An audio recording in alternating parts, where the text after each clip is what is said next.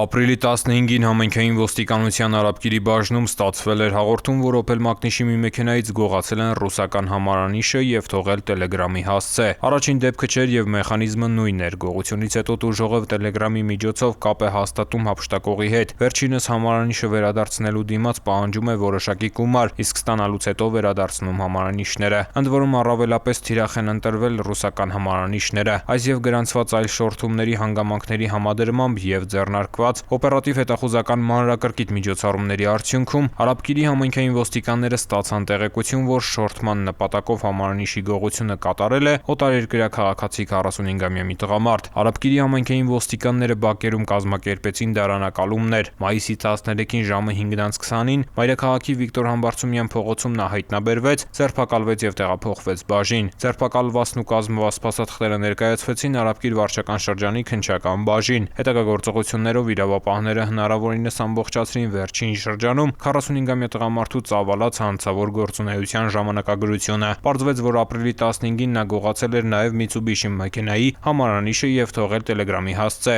Նույն օրը նույն բախտին էին արժանացել ռուսական համարանիշներով ևս 3 ավտոմեքենայի տերեր։ Ավտոմեքենաների մեկական համարանիշ էր հափշտակել նաև մարտի 29-ին, մայիսի 5-ին և 7-ին, ու սա դեռ ամբողջը չէ։ 45-ամյա տղամարդուն մեղադրանք է ներկայացվել։ Նախաքննությամբ հանգամանքները պարզվում են։ Ծանուցում. ենթադրյալ հանցանքի մեջ կասկածվողը կամ մեղադրվողը համարվում է անմեղ, քանի դեռ նրա մեղավորությունը ապացուցված չէ Հայաստանի Հանրապետության քրեական դատավարության օրենսգրքով սահմանված կարգով՝ դատարանի օրինական ուժի մեջ մտած դատավճռով։